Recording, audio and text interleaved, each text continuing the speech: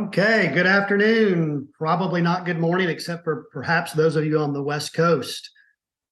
This is our session called Illuminating Mobility, a Commercial Perspective. And very likely one of the first things you're noticing is that I am not Lauren Fletcher. As sometimes happens with technology, we had a bit of an issue. Lauren had a rather significant power outage in her neck of the woods.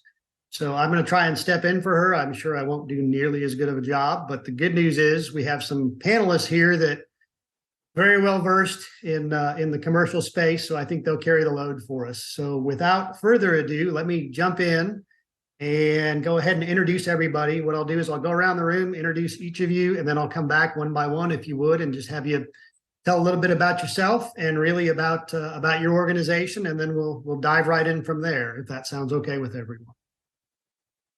So let's start with Michele Pierog, who is the Chief Strategy Officer for ParkMyFleet, which is building e-mobility hubs nationwide for commercial vehicles and commercial fleets.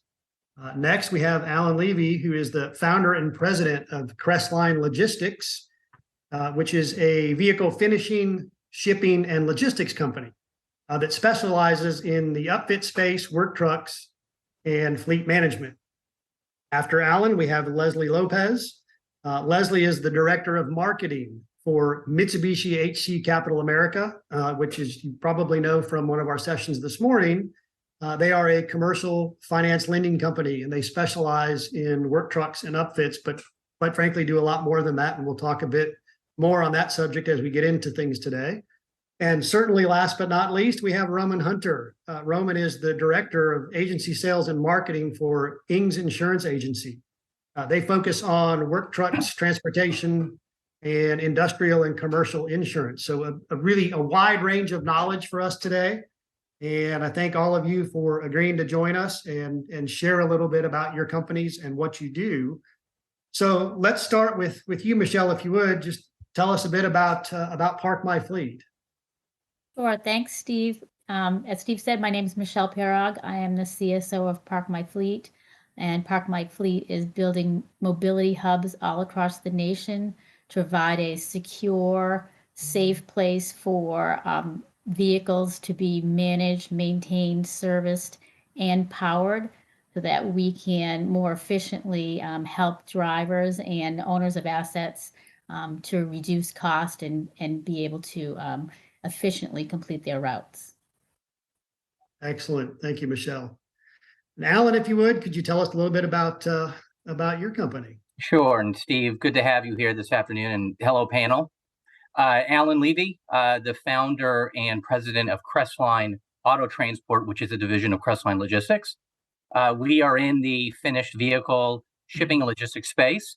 Have been in it for about a dozen years and have focused a lot of our attention, resources, and energy in the commercial and fleet space. So we do a lot of work with OEMs, upfitters, body manufacturers, fleet managers, and those in the procurement side, financial institutions, anything around work trucks and anything upfitted that needs to move around the country. We are experts in that space in getting those vehicles shipped and delivered to the end user. Perfect. Thank you, Alan. Lesley, what can you share with us about your role at Mitsubishi HC Capital America? Well, other than I love my role, Steve, we are a commercial finance company that specializes in finding solutions for not only our work truck dealers and upfitters, but their customers as well. And our capacity goes well beyond that with other customized finance solutions. We also extend up into Canada. So we're really excited to be a part of the panel today. Excellent. Thanks so much for joining us. We appreciate it. And Roman, if you would, tell us a little bit more about the world of insurance and what you do there. Yes. Again, Roman Hunter. I'm our Director of Agency Sales and Marketing here with ENGS Insurance Agency. Again, actually part of the Mitsubishi HC Capital family as well with Lesley. But yes, we also specialize in protecting those assets that we are financing. Of course, as a company, you spend those dollars to get it, and we want to make sure we protect it the right way. So we have focuses again on verticals of transportation, work truck, of course, as well as a couple others. But beyond that, we are a full service insurance brokerage as well as an MGA. Excellent. Thank you. Okay, well, let's go ahead and dive right in. And I think maybe we'll start with kind of a 30,000 foot view or overview, if you would. So really from each of your perspectives, I think we all know that the way vehicles are being used, how they're operated, et cetera, is changing and at an incredibly rapid pace. Mandar used the word stratospheric earlier today. So could each of you share a little bit? What are you seeing in your specific area of the industry? And Alan, maybe we'll start with you, if you would. Sure. We have found over the last several years that the transport piece of the supply chain, so to speak, is a critical element to anything and everything around commercial and fleet and work truck space. So, especially in today's environment where the inventory for new vehicles and newly upfitted vehicles is a little bit limited today, the end user and customers having the ability to be enabled to find additional sources of inventory to power their businesses, where a majority of these businesses today are smaller businesses who require work trucks. I think that Work Truck Solutions, the convoy.com that's powered by Work Truck Solutions, is a fantastic enabler for small businesses to be able to access inventory that's not in their backyard, that they're able to go and procure those types of vehicles that are necessary for them to operate and run their business, and finding that our piece of the puzzle of being able to blend transportation and shipping into the final equation, where we almost become the final extension to the sales force to be able to deliver the vehicle to those customers, is critical today with regards to the landscape of what's happening in today's environment. And so we find that the transport and shipping piece is a very valuable and essential element to the overall work truck community. Absolutely agree. The world has changed and we have to change with it, no question. Mm-hmm. Okay, very good. Thank you. Lesley, how about from your perspective in the world of financing?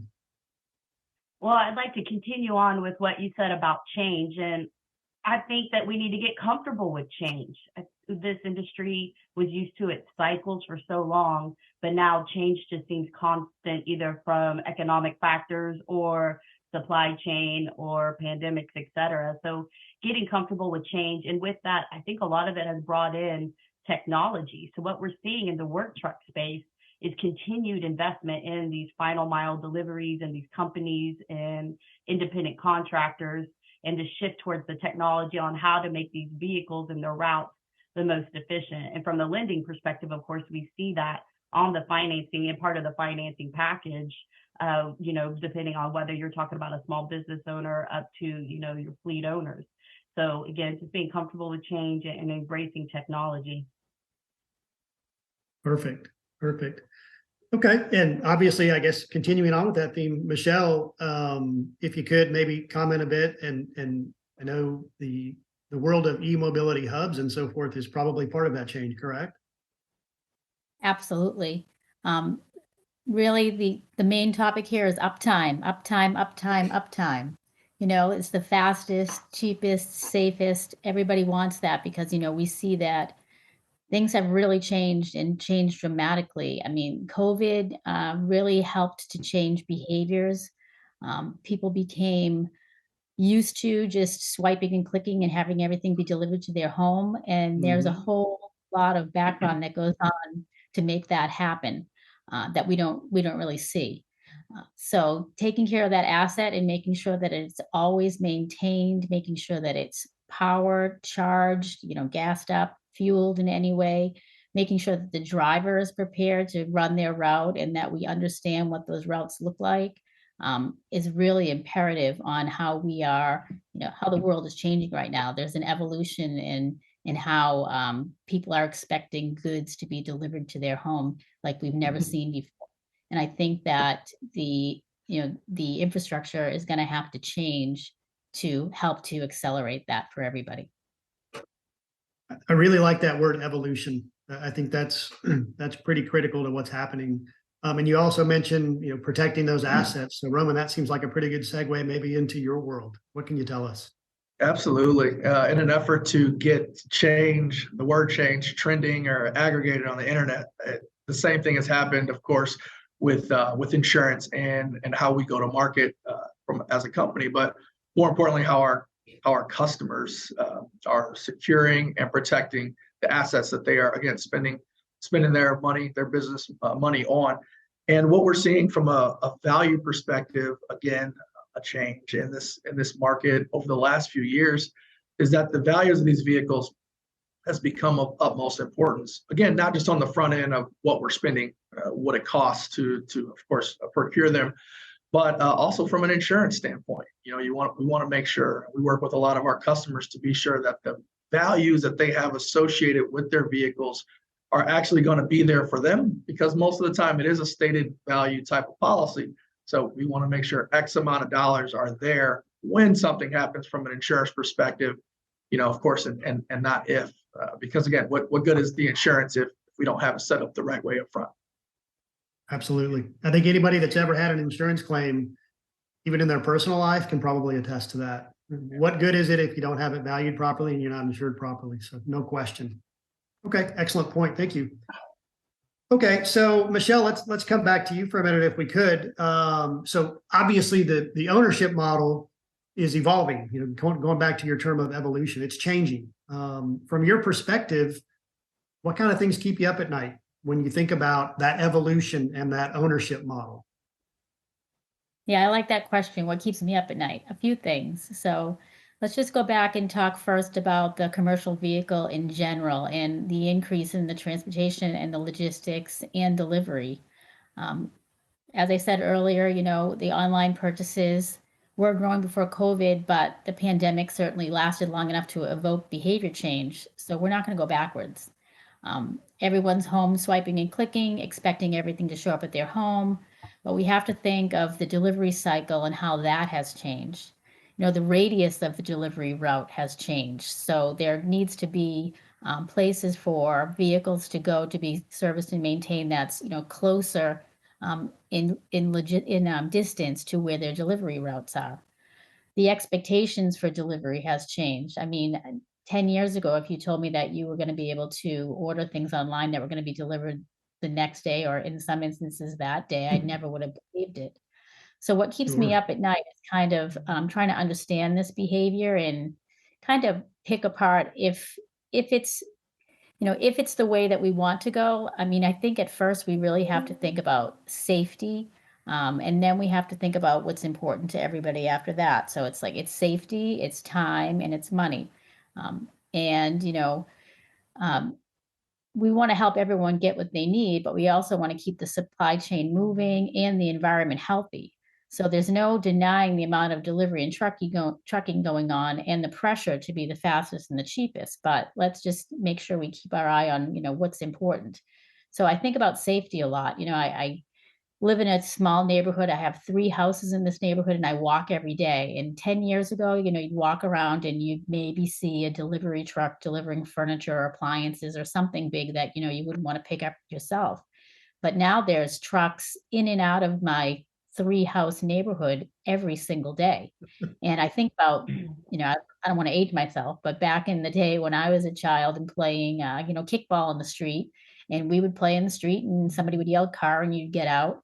And it wasn't a big deal, but there's so many delivery trucks, going in and out that we really have to think about how the routing and how the delivery cycles and the expectation is changing, the nature of, everything in this country. So I think about that often. That keeps me awake. Efficiency. Sometimes I think, do we really need the tube of toothpaste that we ordered today? Do we need it delivered separately in a box that's wrapped 3 times? And it makes me think about the environment and if we're creating more waste. Here we are all talking about sustainability and the environment. And I like to kind of think through the whole topic so that we're doing the right thing, not just in one silo, but are we doing the right thing overall? So I think that we also need to talk about the asset itself. So you started the question off with the ownership model.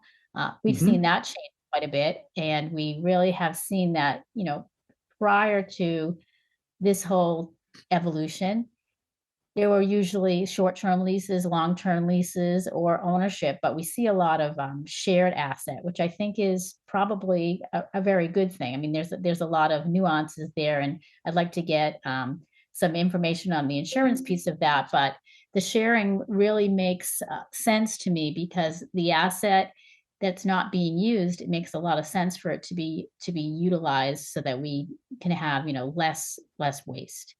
So sharing up the CapEx, providing maintenance and service to be done, where the asset lives so that it's not moving for no reason and it's only moving when it needs to for its route, makes a lot of sense. Keeps me up at night, try to find efficient ways that we can make sure that we're doing that. And then the best way to utilize the asset, for the good of all. Those are the main things that keep me up. You gave us a lot to think about. That was excellent. And somewhat tongue in cheek, but I will say this, there are days if I don't see an Amazon truck 3 or 4 times a day, I get a little bit concerned that maybe there's a problem with the driver and I should go out and check on him. It's gotten to that point. I mean, it seems like it's perpetual that there are delivery trucks coming through. So no question. So Alan, I don't know how much of the overnight delivery or same day delivery really applies in your business line or your business model specifically, but clearly, and you mentioned it earlier, customers these days, commercial customers, they are not necessarily tied to purchasing just from a dealership in their market. It's become a nationwide search of where can I find the vehicle I need, especially with all the inventory challenges. It's almost like a Where's Waldo type of search at times to go find that vehicle. So I'm curious, when it comes to customers purchasing those vehicles and then transporting them, what are you seeing in your world these days? Well, there is, it is fascinating how even pre-pandemic and going into today, us as consumers having the ability to go to, a virtual platform of tens of thousands of dealers to be able to go procure a vehicle, right? Just for yourself. And the evolution of, on the commercial side, of having a business to business, but being business to consumer as a small business, that is growing and taking great shape and form today. So giving the end user, if it's a small business or a large fleet operator, the opportunity and ability to go procure and source from places outside of their backyard. I mean, within our network alone, our average distance or length of haul of what we're transporting is over 750 miles. So it's exciting and interesting to see that the playing field has expanded in that way. But to where we are today in late October, this happens to be the peak season for final mile, last mile delivery type activity. We're going right into the holiday seasons. Mm-hmm. So the customer base that we have today, which are larger, some of them being larger fleets, we're seeing the delivery and being a part of delivering a lot of vans today, a lot of upfitted vans or service body vehicles going to deliver to a lot of larger customers or smaller businesses. And we do think about, the carbon footprint of, well, what's really going to happen once that vehicle lands and then there's somebody that goes into it and is making these route deliveries. Our model as a transport company, we transport all wheels up. So the vehicle is loaded onto a trailer as opposed to the drive away. And we find that model is saving a little bit of the environment, I guess, at a real high level of being able to deliver vehicles that are not, emitting and exhausting any types of wasteful fuel or the wear and tear of a vehicle to get to its final delivery to the customer who then is going to utilize it. But I'll go back again and say that on the commercial and fleet side, we've caught up and it's accelerated a lot where the end user or the customer having the ability to go source inventory in vehicles has really opened up a lot. And we've been able to enjoy and appreciate building those relationships with those customers to deliver those vehicles to them so they can operate their businesses. Makes a lot of sense. Thank you for sharing that.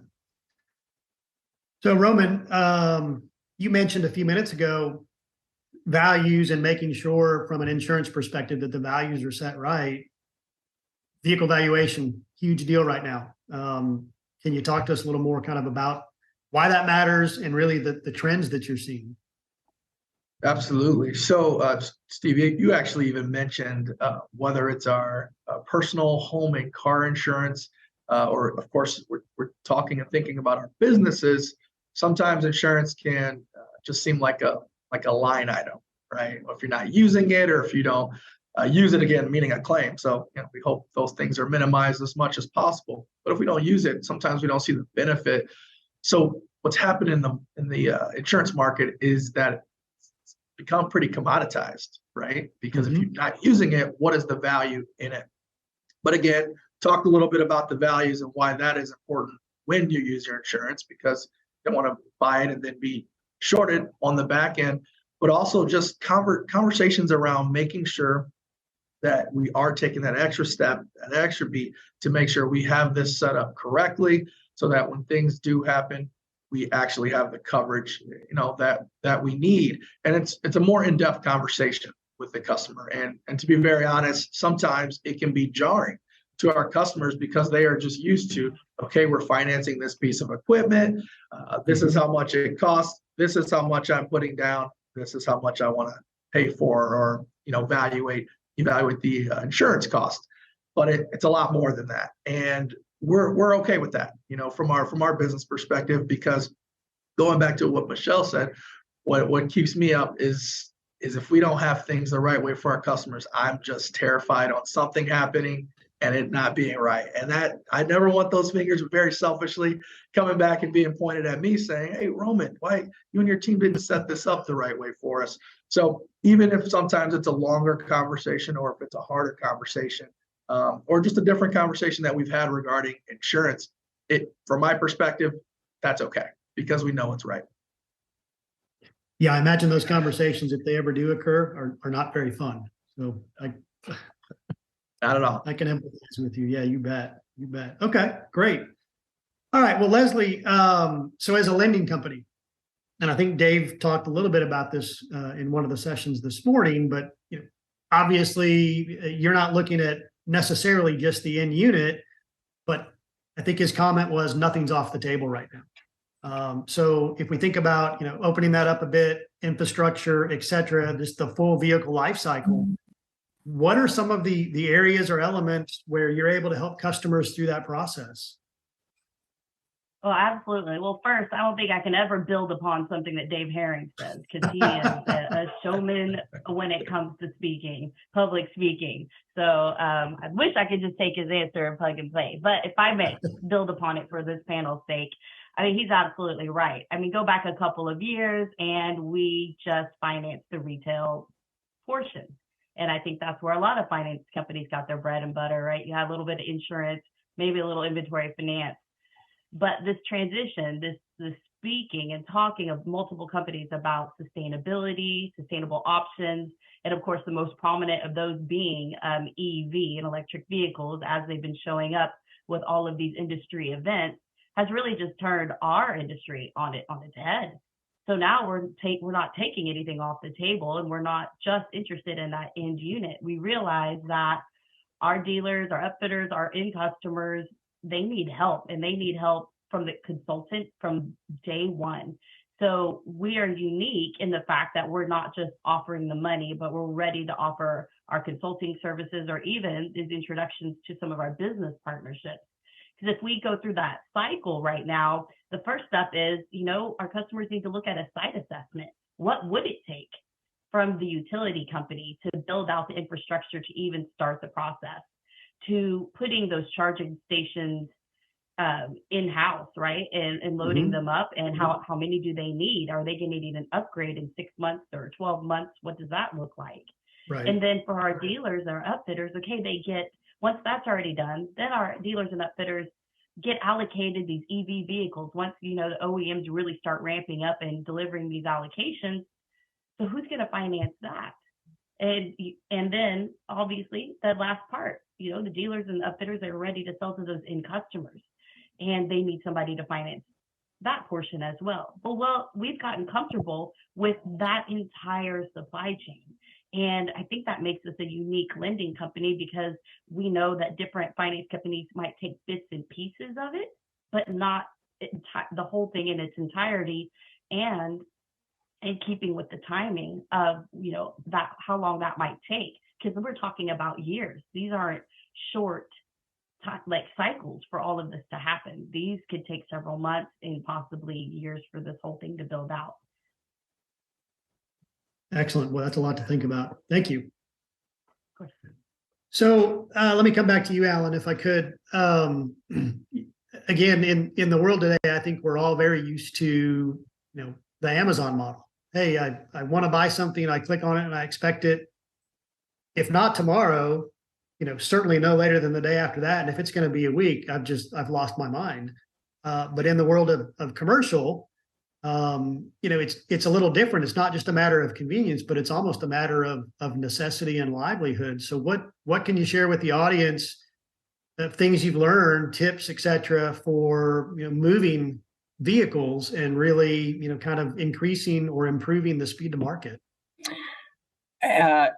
Our emphasis in general, our model has been direct delivery. So Crestline doesn't engage in a hub and spoke or a terminal to terminal type environment. So oftentimes, if someone comes to us and books transport services through Crestline, we're assigning it to one of our tens of thousands of transporters that may be out there that we're contracted with that are qualified carriers out in the marketplace. Mm-hmm. And they're actually picking up and delivering the vehicle, within a more time critical period. They're not dropping it off at a terminal or at a location that then gets reconsolidated onto a larger carrier trailer to then be, one of many of a milk run of a delivery. The commercial and fleet side is very dynamic and more unique than the business to consumer side in that these are outfitted vehicles. The size of them, the dimension of them, and the purpose of them, they're work trucks. So they need to get out there and they need to actually be out there, being utilized and working out in the marketplace. We stress we're always picking up and delivering within windows that accommodate our customer.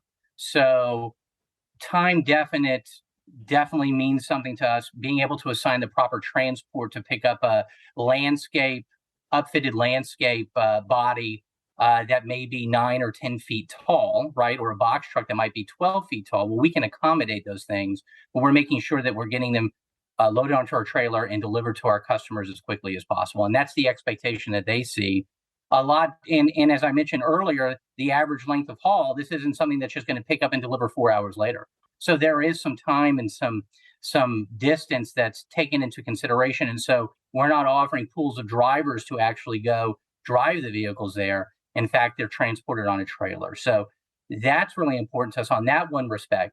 But I'll go back to technology. I think that where we really saw there was an opportunity for us, and especially in this work truck space, is to be able to allow and enable the customers to be able to get transportation quotes at the same time that they're looking at vehicles that they're interested in buying.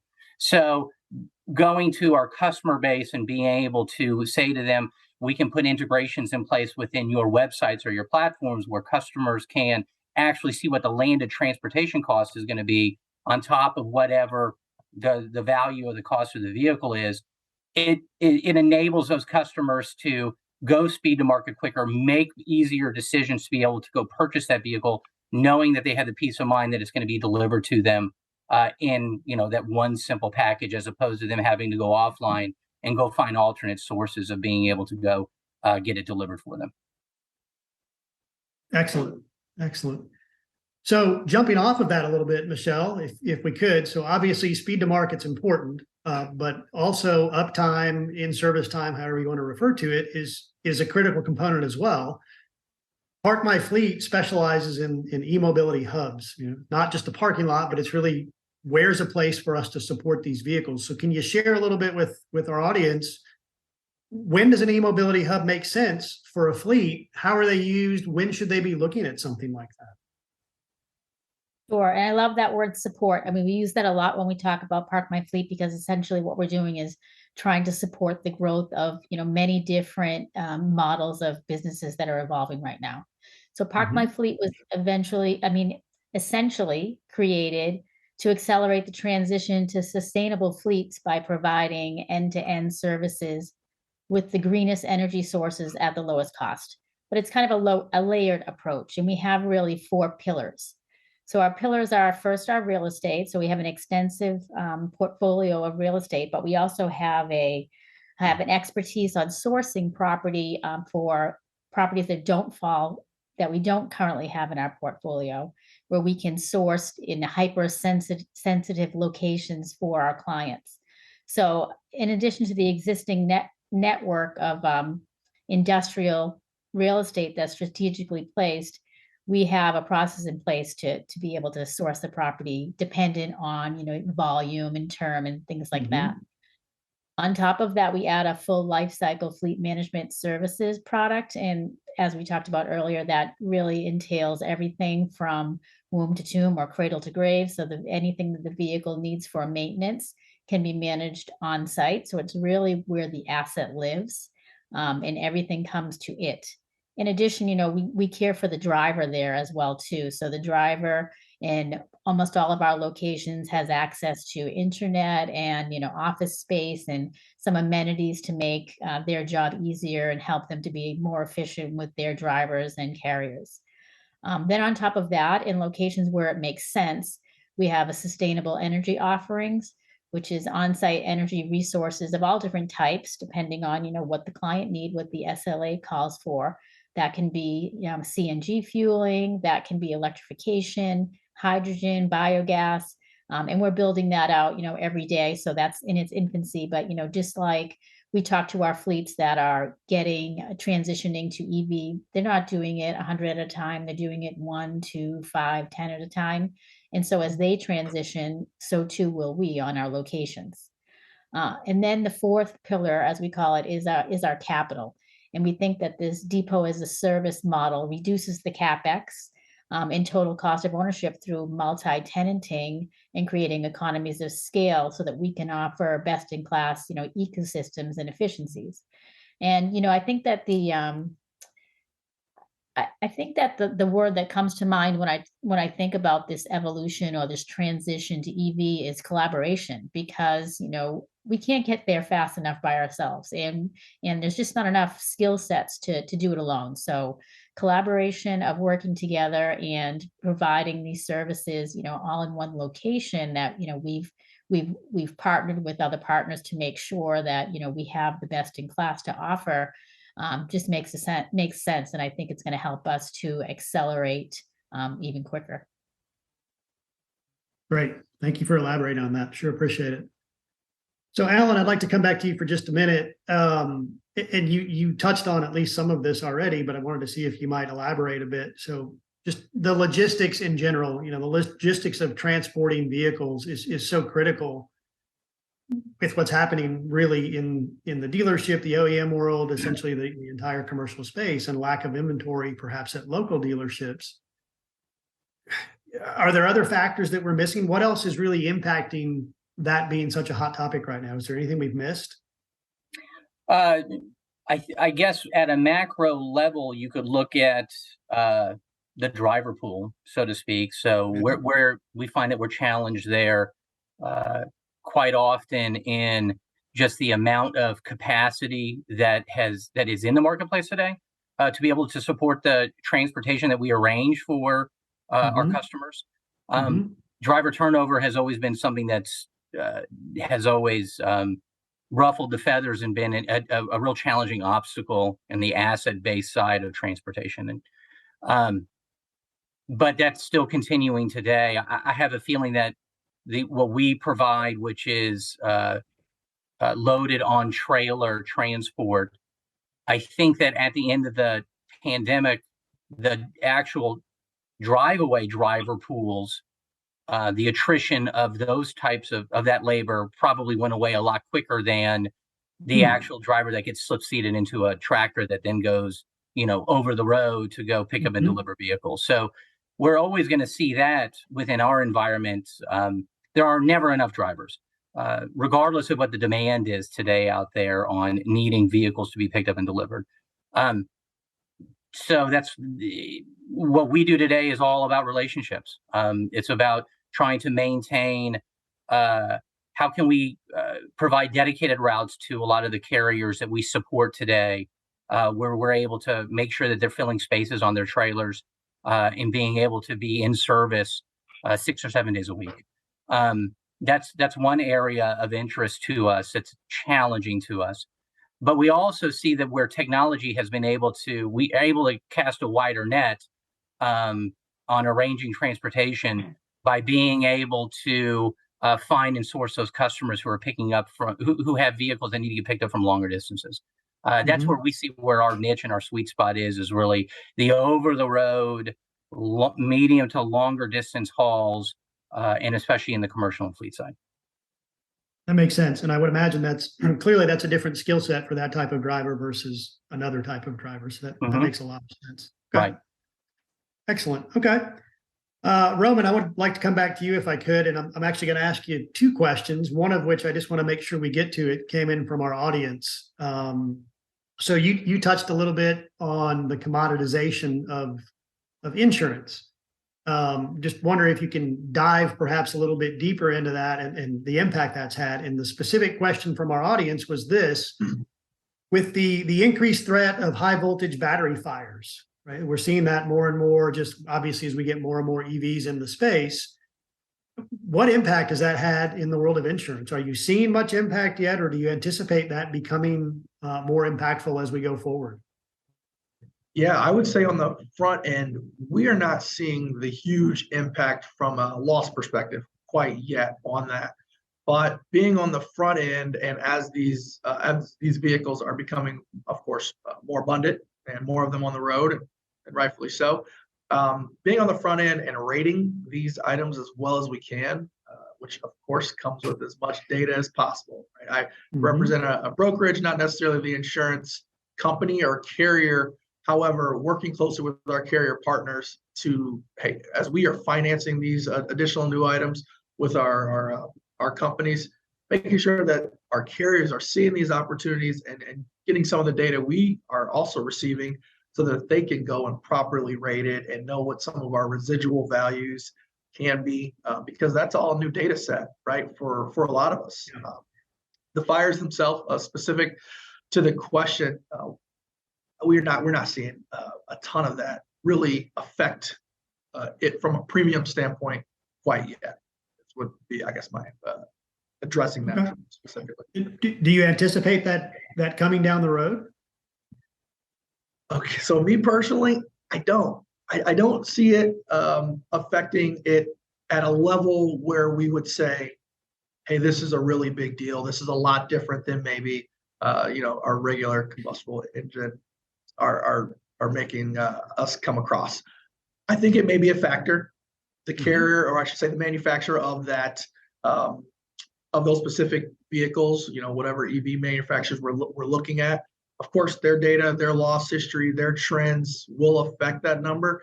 But I don't see it being something super robust to where we're seeing a huge difference from a premium perspective than what we're talking about our regular fleets as well. Now, listen, hey, they are more expensive, so that's going to be a portion. They're more expensive on the front end, more expensive to fix, of course, but I think rating it appropriately and straight lining would be fairly adequate. Okay, thank you. Yeah.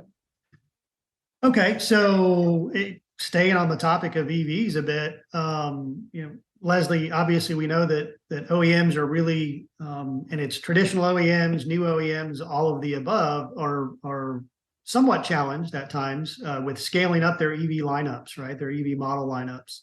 Some of it's a timing game, et cetera, but I'm curious, can you maybe dive into that a little bit? And are there things that your organization specifically is working with customers on to help bridge that gap, if you will?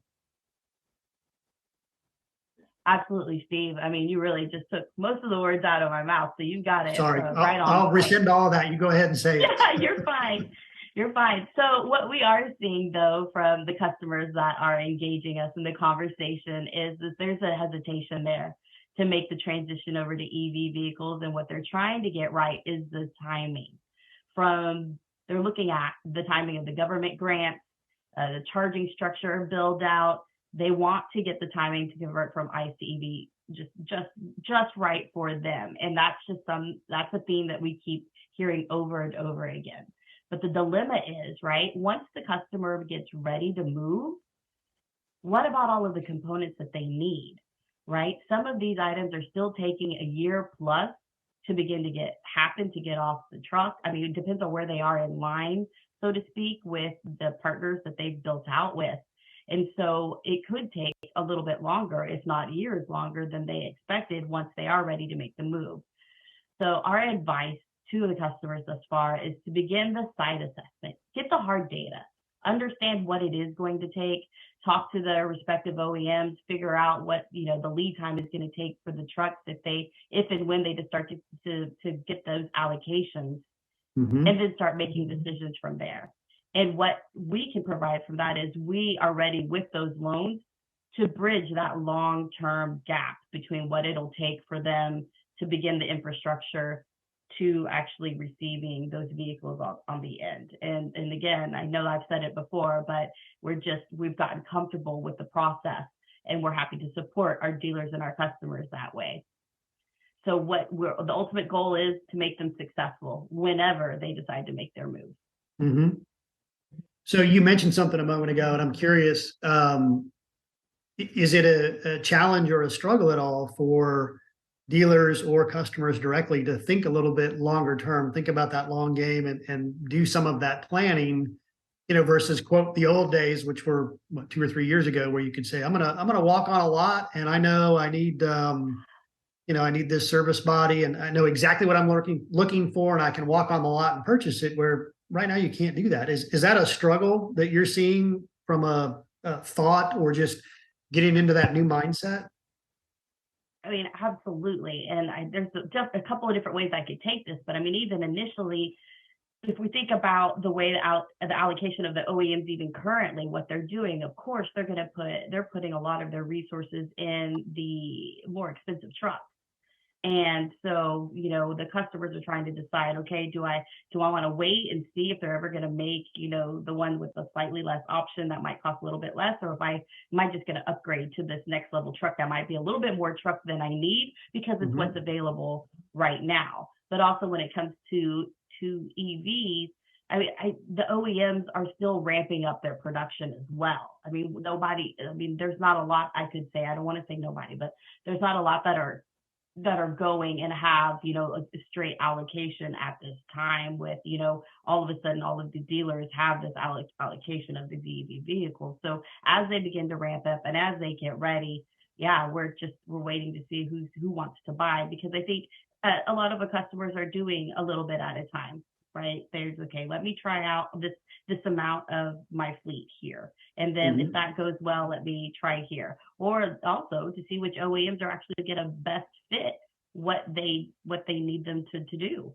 And that can be a challenge as well. And then something else that came through on some of the ACT research is that, there's different charging stations for different usages, and they might not be one size fits all. Right. So there's a lot, again, there was a lot of ways to discuss that question. So I hope I covered as much as you need. Yeah, absolutely. You sure did. Thank you. Okay. So I'd like to come back to you for a minute, Michele, if I could. So something that I've said from time to time over the course of my career in the automotive space is that data is king. Data tells us a lot. It doesn't necessarily predict the future, but it certainly can help point us in the right direction. So if we think about that, in terms of transportation and commercial, obviously it's becoming more and more of a topic, I think. And I'm curious, from your point of view, can you talk to us a little bit about data specifically and how it impacts, models like fleet as a service, for example, or any other models that might come to mind, how that data plays in, and maybe, if possible, what you think that tells us at this point? Sure. And you're absolutely right. Data is king. Data is intelligence, right? So in one sense, it's how we gather it, and then what do we do with it, right? So from our perspective, you know, there's different layers of data and what we do with the data. Part of the data that we collect and we use for our intelligence is to provide a customer dashboard to manage the assets. So, you know, what does the scheduling look like for servicing that unit? When does it need to be serviced? How often? How can we be more efficient about that? How does that help us with ordering what we need to service it? So all kinds of things around the asset itself and what the data can tell us. And then for the energy piece and the fleet management piece, you know, the fleet management piece is super interesting because data can tell us so much more and can incorporate AI, incorporate things about the driver, the weather, wind, temperatures, anything that can be used to make predictions about the behaviors of how the vehicle is being driven and how that will translate to what we need to do to be predictive on services that are provided for that asset or usage. And then on top of that, with the energy piece, you know, there's the energy and load management that all is a derivative of understanding the data that we're being fed. You know, having real-time communications with the infrastructure to monitor and control and coordinate the distributed energy asset that's connected to the utility at the local level, understanding, you know, when's the best time to charge a unit, when's the best time to, if you have a V2G, to put energy back into the grid. So there's so many layers of data, it's almost like mind-boggling. I think you have to really drill down and systematically approach the way that you're going to interpret it. So for us, it starts, of course, with our lot, how we manage our lot, and then how we manage the assets themselves on the lot. And then I think the last piece is really the energy piece. And then you could even add on top of that, that we're all going to need to have a great understanding of charging and data points, because it's going to be part of the ESG reporting that everyone's going to have to have some responsibility to report back. Does that answer your question, or just make you have more questions? That was a loaded question. That was a loaded question. I think you definitely hit it, Michele. Thanks so much. And I'm sure we could talk for hours and hours on that. Anybody I think that deals with data would probably agree with your perspective, though. So thank you. Okay, so we've got about 10 minutes left. So I've got a few more questions. We'll see if we can make it through all those. And if anybody in the audience has questions, please submit those as well. And then I will wrap it up with just, I guess, a future thoughts from each of you. So maybe give that a few moments of consideration before we hit that. But Lesley, I wanted to come back to the lending space specifically, and really the OEMs. You know, we've talked a lot, obviously, about EVs, not only this session, but some of our others, and the impact and so forth. But from an OEM perspective and lending specifically, are you seeing a big shift with EVs compared to traditional internal combustion engines and the lending space specifically? Well, absolutely. So just to speak about what the current space is, and I would say both in commercial and the consumer market, right? Finance usually comes after the sale of the vehicle. It is, an additional service. It's something we all know that we're going to be ushered when we're buying a vehicle. We're going to be ushered into the finance and insurance person's office to say whether we already have financing or, yes, I need your help to get some. However, in the EV space, it's the opposite. We have the OEMs approaching us up front, wanting to put programs together to help entice the end customers to start purchasing these vehicles and to help make the transition, right?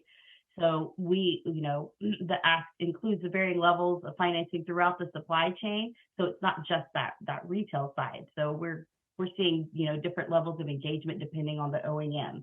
And I will quote Kirk Mann, because he has said it best, and he's our transportation finance GM. It's the first time we've been asked to finance not only the equipment, but the gas station as well. So you're saying things have changed just a little bit. Just Lesley, can I Can I ask a question about finance, as far as EVs, if you don't mind too? Just, sorry, out of the blue. It seems to me from the fleet management companies that I work with, there seems to be more of an appetite on the EV side for subscription or leases, or not quite ownership. Are you seeing that? We are seeing that. That is an ask that we're seeing as well. And of course, we're looking into what the financing implications of that would be. But of course, you know, to your point on uptime or downtime, right? It's going to be easier if that, for some of our fleets and our customers, if that vehicle is shared. So yes, I will confirm that we are definitely seeing that trend and getting that ask from our side. Great question. Okay, so we've got officially 8 minutes left. So what I'd like to do is this, if we could, maybe go around the room, spend 2 minutes. That'll take us right up to the end of our time for this session. But if you could, what I'd really like to know is, what do you see coming in the future? You know, and so put on your, I guess, Nostradamus hat a little bit. Tell us what you see coming in the future, what you think that future looks like, with the understanding that all of us know the future is now. We've talked about the evolution and the speed of things changing, but I don't think any of us would ever say it's static. We've reached the point where all the changes have happened. There's still more changes coming. So if you can give us your thoughts and your insight as to what you see as the future, I think that would be a great way for us to wrap this up. So Michele, if you don't mind, I'd like to start with you on that question.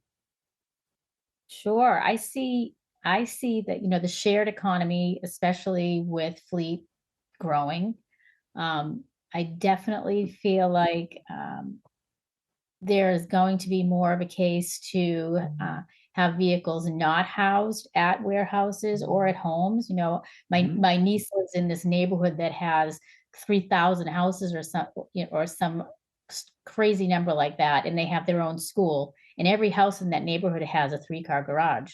Well, I envision that 10 or 20 years from now, there's going to be a parking lot on the outskirts of that neighborhood. There's going to be every type of vehicle that you could possibly use, and you're going to be able to summons it to your home to use it for when you need it. And therefore, you're not going to need to have a 3-car garage at your house, but you're probably going to have some type of a bay to collect all the goods that are going to be delivered to your house. So if I had to put on my Jetsons, you know, hat, that's kind of what I see. I see more of a usership model than an ownership model going forward. I can see that. I think there's many areas where that's already happening. So that's an interesting prediction. I think we'll need to connect in about 8 or 10 years, and let's see how close we are to that. That's an excellent, really out there prediction, but I like it. And I don't think you're wrong. I think there's certainly a possibility of that. Thank you. Lesley, how about you? What do you see in the future for us? Well, I'm going to cheat and take my local news channel and steal from them. I'm not going to go quite as far out as Michele did, but I'm going to play somewhere in the middle. So in the North Texas area, we have been approved for an air corridor, right, which is a dedicated route that is a no-fly zone. And about a couple of weeks ago, they had their first flight. So the intention of this air corridor was, you know, for hospital, I would say first responder use, moving into, you know, taxis. But the obvious next part of that's going to be transportation, the transport of goods. And so whether that's by drone or something bigger than a drone, right, that's to be seen. But like you said, the future is here. It's now. We've got one air corridor in the country. I'm sure more will be built up. And I think going up in the air is literally the next option for us. That's interesting. I don't know if you heard our trivia session today, but one of the questions was what is an EV toll, which is essentially an electric helicopter, right? It's kind of the next phase of, I'm going to take Uber or Lyft from my house to the airport. Now I'm going to take an EV toll unit, I guess, if that's the right terminology, from my house to the airport. And the prediction is at some point that will be cost effective, or it won't just be the ultra rich that can use that. But I think that plays right into that air corridor. That's really interesting to me. Yeah. Okay, great. Roman, how about you? What do you see for us? Yeah, I like these Jetsons takes, because then I can pull out of my third bay, you know, all my kids' vehicles and bikes, and put my golf simulator there, which sounds like a good plan. Perfect. So what I see, which is kind of interesting. Now, what do they say? The more things change, the more they stay the same. Back in the day, you used to go to your insurance agent, broker, sit down, have these quarterly or monthly meetings, or at least annually, right? And go through your policies and say, hey, this is where we're doing great. Maybe we can trim back here, which is things we all like to hear. You can save some money on your insurance. Or, hey, we need to think about adding this as you're growing. Or, hey, what risk controls do we have in place? Again, some of that commoditization, we've moved away from that. But what I see is really making sure those relationships from an insurance perspective, they're starting to come back, and that's going to be the future, the way it was. Making sure that we are going through these things the right way. We are having these quarterly, annual, or even monthly meetings. And it's not really in vogue right now, but I see it going back to that. So we're on the front end of that. That's what we're doing. Interesting. So do you think that is any part a reflection of the fact that virtually all of our other shopping right now is not face-to-face, it's online, and people are kind of interested in, I want a little more of that face-to-face interaction? 100%. Just like we were mentioning, I'm not sure, I can't remember which panelist mentioned it, but we order something, if it takes more than a day or two, we really wanted it yesterday, right? We actually wanted it yesterday, and that's how fast we want it. But it's the same thing on the insurance side. Online shopping regarding insurance has become a lot more accessible and popular, and I think that's a good thing. Don't get me wrong, but then we're not insurance professionals, all of us at home. We can hit the button, but what are you getting for that? So you still need somebody to decipher it. You still need someone to walk you through it and make sure it's the right thing for you and your family and business. You bet. Absolutely. Love it. Okay. Thank you. And Alan, what does your Jetson crystal ball show us? Well, I'm not going to go Jetson on you, but I am going to say that the days of a customer kicking the tires, so to speak, in our space, right, want to physically touch and feel and see the dimension and understand the application of that work truck or that vehicle before he or she ends up going and making the decision and buying it, or even if it's a buyer of a dealership or a procurement director of a large fleet company. Our space has accelerated, our entire commercial and work truck space, so all of us included. It's really accelerated over the last couple of years, where kicking the tires is really something of the past, maybe desired for some people, but so many more businesses today are buying sight unseen. So it really is, what can technology do to enable the customer to make the smartest choices for their business? Work Truck Solutions does an incredible job of it with their application of even down to the detail of every component of a work truck, right? The specifications that can be 150 or 160 data points to a unit, and giving that visibility to the customer to be able to make those right decisions to then be able to purchase that vehicle. We're seeing a lot more of that today. So missing the days where your local car dealership and your car dealer, those commercials are still on television today, and they probably still will be for a while. But the concept of kicking the tires could be something in the rearview mirror, and a lot of people are buying sight unseen. Interesting. I like it. In fact, somebody just sent me a note that said, yeah, the term these days is called clicking the tires. So, yeah, clicking the tires. Yeah. I like it. Okay. Well, thanks so much, Michele, Lesley, Roman, Alan. I sure appreciate you joining us today and taking some time out of your business day to share your thoughts with us. And thanks for letting me pinch hit for Lauren. I apologize that she wasn't here to join us today. But again, thanks so much. And our next session coming up is actually with Ben Winter from Transfer Flow.